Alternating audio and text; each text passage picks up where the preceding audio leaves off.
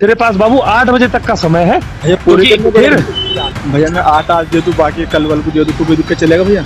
मुझसे कार्यालय पे आके बात कर ले। हाँ, एयर गैस मतलब कि जैसे कि हम लोग आतंकवादी है वैसे पानी फेंका गया है। हमें पेपर लीक हुआ है, उसका सीबीएसई जांच चाहिए तो चाहिए। जब तक किसकी जांच चाहिए? सीबीएसई जांच चाहिए, जेसीसी का। लोग अभी प्रधानमंत्री कार्यालय गए, लेकिन राम का कोई सम्मान नहीं है।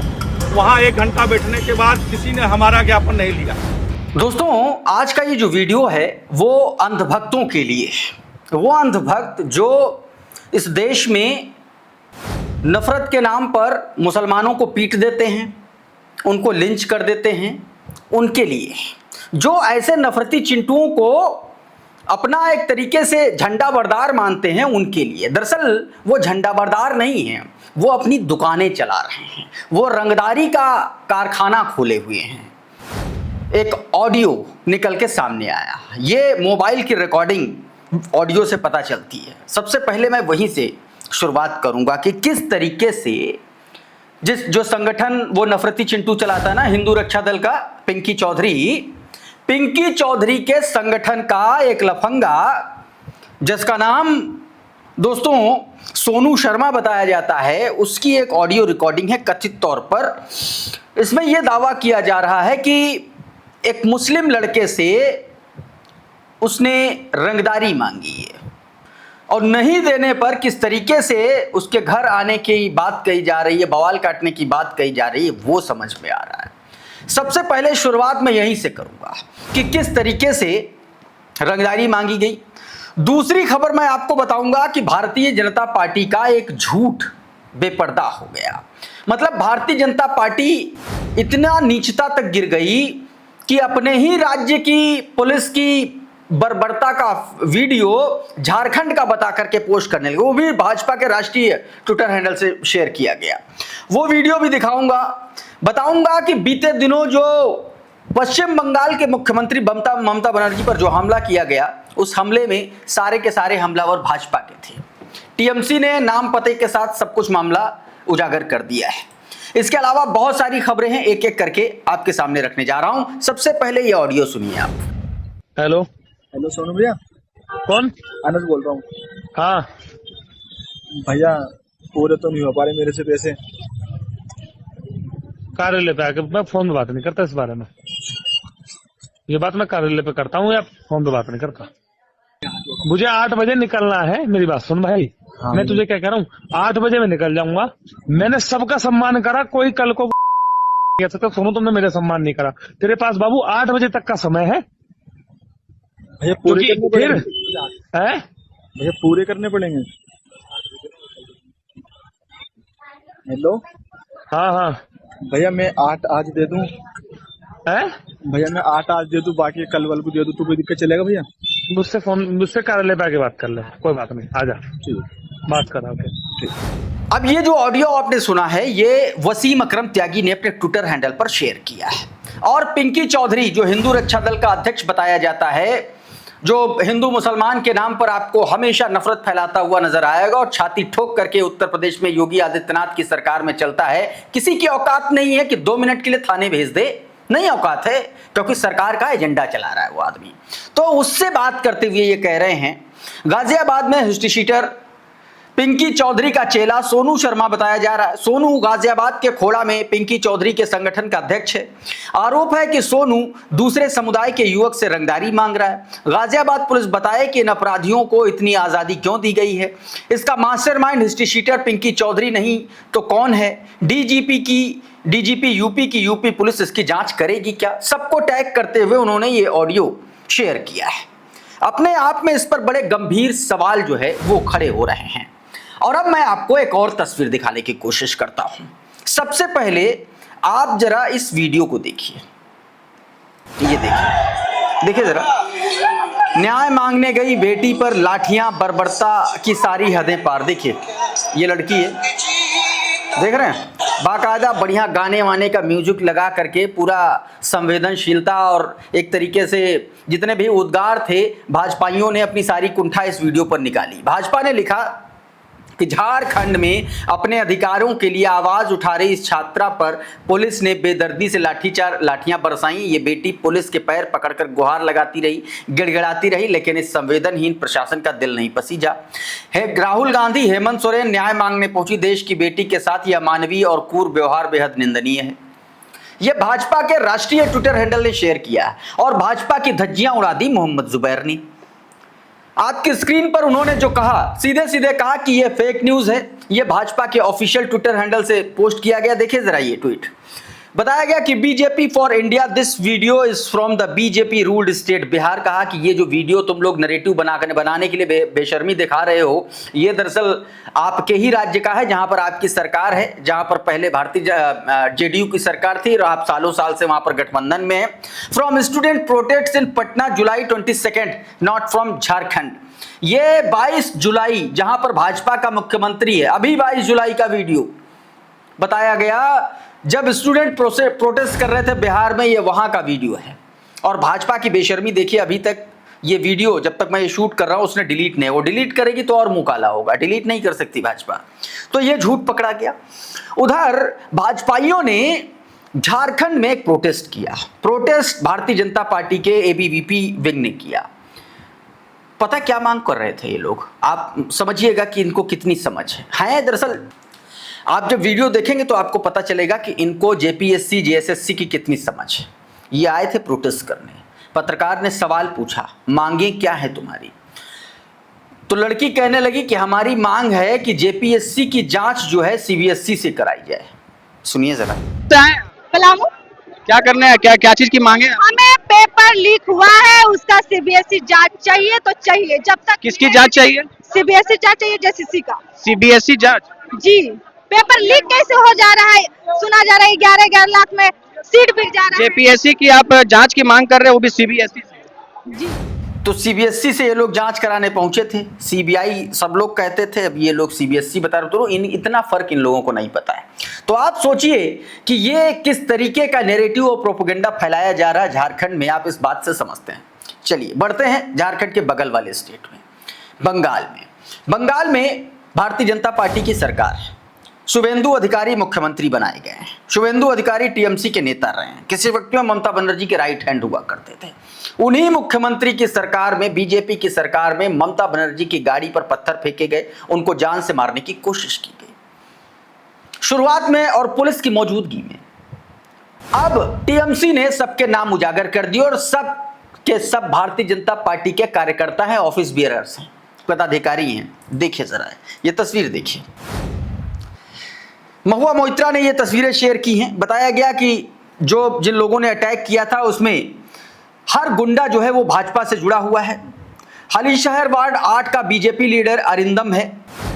देखिए जरा महुआ मोइत्रा ने क्या लिखा है। आपकी स्क्रीन पर ये ट्वीट और इन तस्वीरों को भी देखिएगा। महुआ मोइत्रा लिख रही हैं कि ममता बनर्जी को जिन लोगों ने ममता बनर्जी पर अटैक किया उनमें से हर गुंडा भाजपा से जुड़ा हुआ है।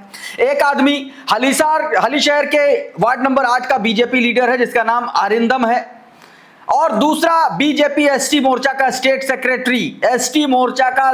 सेक्रेटरी आनंद बसेरा है। और जस्ट 2 नेम ऑफ द दोस्त प्रेजेंट, ये दोनों लोग उसमें प्रेजेंट थे और दोनों सर्कल में आप दिख रहे हैं साफ तौर पर। तो ये स्थितियां आप देखिए किस तरीके से भारतीय जनता पार्टी खुलेआम जो है एक पूर्व मुख्यमंत्री पर हमला करवा रही है। अच्छा, इस बीच एक और तस्वीर, महुआ मोइत्रा का एक वीडियो वायरल हो रहा है जिसमें एक बच्चा जो है वो इंटरव्यू कर रहा है महुआ मोइत्रा का। इस बच्चे का नाम अर्श नवाज बताया जा रहा है। अर्श नवाज जो है बड़ा छाया हुआ नाम है। अर्श नवाज सचिन पायलट, राहुल गांधी और तमाम सारे नेताओं का इंटरव्यू करते रहते हैं। बहुत छोटा बच्चा है। अभी महुआ मोइत्रा का इंटरव्यू किया तो उसने छूटते ही पहला सवाल यही किया कि सायोनी घोष जो है वो इतनी सायोनी हो गई हैं कि उन्होंने टीएमसी ही छोड़ दी, आप भी तो नहीं छोड़ देंगी। तो सुनिए जरा, बड़ा रोचक वार्तालाप है, छोटा सा हिस्सा सुनिए आप। ये बताइए, सायोनी घोष जो इतनी सियानी निकल गई कि वो सीधा पार्टी से ही निकल गई, तो इस पे क्या कहना चाहते हैं? आप क्या बताएंगे, आप तो बच्चे हो, पर वो कहते जिंदगी में क्या नहीं करना चाहिए, कोई शख्स जो है जो सिखाते हैं कि क्या करना चाहिए, और कोई है जो आपको आप देख के आपको सीखना है कि क्या नहीं करना चाहिए, तो उनको देख के ये सीखना है कि जिंदगी में क्या नहीं करना चाहिए। ऐसा बेईमानी, ऐसा गद्दारी कभी नहीं बनना है। ठीक है, जैसे मीर जफर नाम है, उनका भी अभी नाम बंगाल का राजनीति में हो गया है कि वो बेईमान है। तो ये वीडियो मैंने आपको दिखाया। अब मैं आपको दिखाता हूं कि जो साधु संत, भारतीय जनता पार्टी साधु संतों की कितनी इज्जत करती, उसका वीडियो। साधु संत जो है राम मंदिर चढ़ावा चोरी घोटाले को लेकर के प्रधानमंत्री कार्यालय की तरफ गए थे, दिल्ली गए थे मांग करने। वहां पर उनके साथ क्या सलूक हुआ है उसका वो खुद बता रहे हैं कि किस तरीके से उनके साथ कृत्य किया गया। आपके स्क्रीन पर ये वीडियो है, जरा देखिए। लोग अभी प्रधानमंत्री कार्यालय गए, लेकिन राम का कोई सम्मान नहीं है। वहां 1 घंटा बैठने के बाद किसी ने हमारा ज्ञापन नहीं लिया। एक अधिकारी आए, बोले मैं 22,000 करोड़ रुपया का मालिक हूँ। हम क्या करें, आपका रुपया लेने आए हैं? हम कोनो भिखारी आदमी है कि हम रुपया लेने के आए हैं? कोई ज्ञापन लेने से हमने मना कर दिया। हमारे पास कहाँ है वो सिलाइए, हमारे पास जो है मोहर भी मारा गया, फिर इसको व्हाइटनेस कर दिया गया कि हम प्रधानमंत्री आवास के अंदर का को कमर दिखा रहे हैं। ऐसी बेइज्जती जो है राम के नाम पर जो है किया जा रहा है। हम लोग इतना सहयोग किए, 5 लोग कहे कि पीएमओ चलिए, 5 लोग चले गए, उसके बाद व्हाइटनेस करके लौटा दिया गया कि राम के नाम पे समय नहीं है हमको। मोहित त्रिपाठी लिख रहे हैं कि अपने प्रभु श्री राम के चंदा चोरों के खिलाफ कार्रवाई करने के लिए संतों को सड़कों पर उतरना पड़ रहा है और खुद को सबसे बड़ी हिंदूवादी पार्टी बताने वाली भाजपा और उसके बड़े हिंदूवादी लीडर मोदी जी आज संतों को ज्ञापन भी स्वीकार करना उचित नहीं समझ रहे हैं। क्या हिंदू और भगवान राम सिर्फ चुनाव के लिए हैं? और ये 22 करोड़ की संपत्ति वाला IAS कौन है? ये भी जो आरोप लगाए गए साधु संतों की तरफ। उधर बीते दिनों संसद परिसर में चंदा चोरी चढ़ावा चोरी पर एक्ट करने वाले, एक तरीके से प्रदर्शन करने वाले पप्पू यादव की सुरक्षा में बढ़ोतरी कर दी गई है। दिल्ली हाईकोर्ट की तरफ से यह कहा गया है, आपकी स्क्रीन पर यह खबर है, बताया गया कि दिल्ली हाईकोर्ट ने निर्देश दिया है कि पप्पू यादव की सुरक्षा बढ़ाई जाए। कोर्ट ने केंद्र को निर्देश दिया है कि बिना किसी देरी के उन्हें एक अतिरिक्त PSO उपलब्ध कराया जाए। पप्पू यादव ने चंदा चोरी विरोध प्रदर्शन में शामिल होने के बाद मिली धमकियों को देखते हुए सुरक्षा बढ़ाने का निर्देश दिया गया है। एक और बड़ा खुलासा हुआ। खुलासा कांग्रेस के बारे में है, खुलासा अभय चौटाला कर रहे हैं, खुलासा हरियाणा में चुनाव के दौरान का है। क्या सेटिंग हुई थी क्या हरियाणा कांग्रेस के नेताओं की अमित शाह से दबाव डाल करके? जरा अभय चौटाला का ये बयान सुनिए। फिर आपको ध्यान होगा, चुनाव से पहले हरियाणा प्रदेश के अलग अलग बिल्डरों के घरों पे छापे पड़े थे और उन छापों के दौरान एक पार्शनाथ नाम का बिल्डर था जो भूपेंद्र सिंह हुड्डा का पार्टनर था। उसके घर से दस्तावेज बरामद किए और हुड्डा के खिलाफ मुकदमा दर्ज कर दिया ईडी ने। यह देश में पहली दफा हुआ था कि ईडी के लोगों ने मुकदमा दर्ज किया। मुकदमा दर्ज करने के बाद मुजरिम को पकड़ के जेल की सलाखों के पीछे भेजने की बजाय उसे यह कह करके छोड़ दिया कि अगर आप जेल की सलाखों के पीछे जाने से बचना चाहते हो तो अमित शाह से जाकर के मिलो। अब पंकज झा कुछ लिख रहे हैं, सुन देख लीजिए। पंकज झा कह रहे हैं कि अभय सिंह चौटाला ने भूपेंद्र सिंह हुड्डा पर आरोप लगाया। हरियाणा चुनाव से ठीक पहले बहुत से बिल्डरों पर छापे पड़े, उनमें से एक पार्शनाथ नाम का बिल्डर था जो हुड्डा का सहयोगी था। जेल जाने से बचने के लिए अमित शाह से हुड्डा मिला और अमित शाह ने कहा कि तुम्हारे हाईकमान को मना और सारे सिटिंग विधायकों के टिकट दिलवा, क्योंकि सर्वे में यह साफ था कि उनमें से 17 विधायक चुनाव किसी कीमत पर जीत नहीं पाएंगे। क्या इतना बड़ा खेल हुआ है? आरोप जो अभय चौटाला लगवा रहे हैं। उधर किस तरीके से SIR के नाम पर चुनाव आयोग और ज्ञानेश कुमार गुप्ता की गुंडागर्दी चल रही है, उसका आपको मैं उदाहरण दिखाता हूं दोस्तों। जाने माने अभिनेता एक्टर प्रकाश राज का ही नाम जो है काट दिया गया है। प्रकाश राज ने अपनी ये पीड़ा स्वयं सोशल मीडिया पर आकर के बताई है। आपकी स्क्रीन पर वीडियो है, जरा सुन लीजिए। I want to share a joke with you. I am one of the 65 lakh voters whose vote right has been deleted from Bangalore constituency after SIR. Nice joke, no? I was born in this constituency. I lived in this constituency. I had my schooling, college, theatre. And for your kind information, I was an MP candidate of this constituency too. कह रहे हैं कि जहां पैदा हुआ, लोकसभा का चुनाव लड़ा, वही वोटर लिस्ट से नाम काट दिया गया। प्रकाश राज सीधे तौर पर चुनाव आयोग के लिए सबसे बड़ा सेटबैक है, या सबसे बड़ा आप कह लीजिए कि उससे आप कह लीजिए कि खुले तौर पर उसको एक्सपोज करने वाला ये वीडियो है।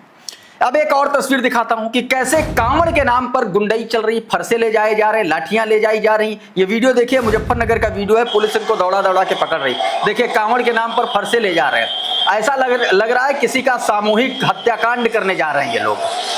लाठी डंडे फरसे और भाग रहे हैं, देखिए भाग रहे हैं, पुलिस वाले छीन रहे हैं, ये भाग रहे हैं। ये गुंडई का आलम है। फर्ज कीजिए अगर यही कुछ किसी मुसलमान के पास निकल आता तो क्या होता। जिंदगी उसकी सलाखों के पीछे कटवा देते योगी आदित्यनाथ और उनकी सरकार और ये पुलिस।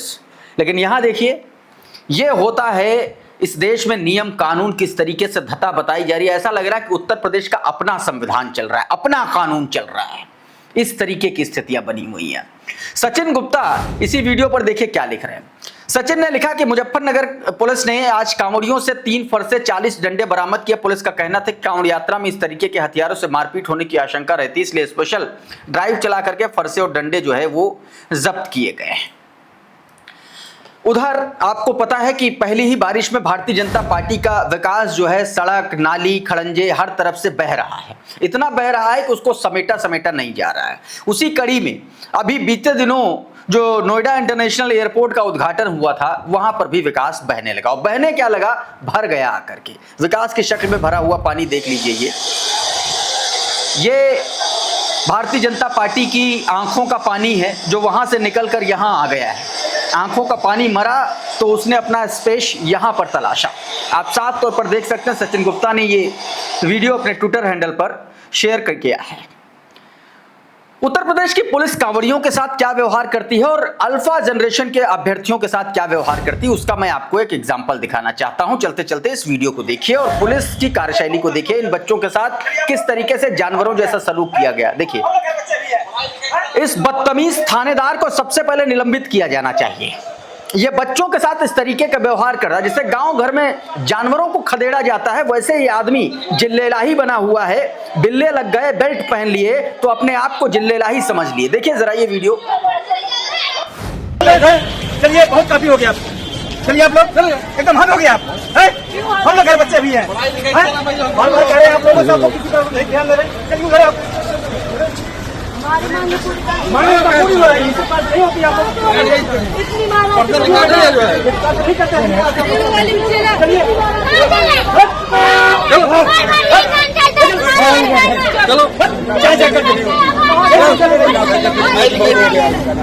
ये वीडियो नरेंद्र प्रताप ने शेयर किया और लिखा कि हमीरपुर कलेक्ट्रेट में जेन अल्फा को धमकाने के लिए इंस्पेक्टर क्राइम राजकुमार को लगाया गया। छोटी बच्चियों को अपने घर के बच्चों की नजीर देकर के कलेक्ट्रेट से निकाला जा रहा है। बच्चों का इस्तेमाल, बच्चों को धमकियां धकियाने के लिए किया जा रहा है पुलिस का इस्तेमाल।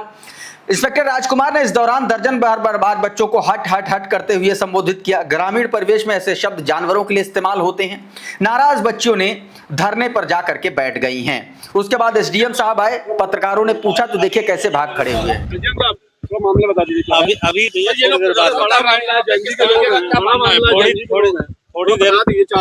थोड़ी देर में मैं बता रहा हूँ। छोटी सी मांग है तो सड़क की लोगों की छोटी सी मांग है उनका, क्यों नहीं मिल रहे हैं? हम लोग नहीं है यहाँ पे। जिलाधिकारी महोदय को मिलना चाहते हैं, अगर क्या ऐसी बात है तो जिलाधिकारी महोदय उनको मिलने का काम है।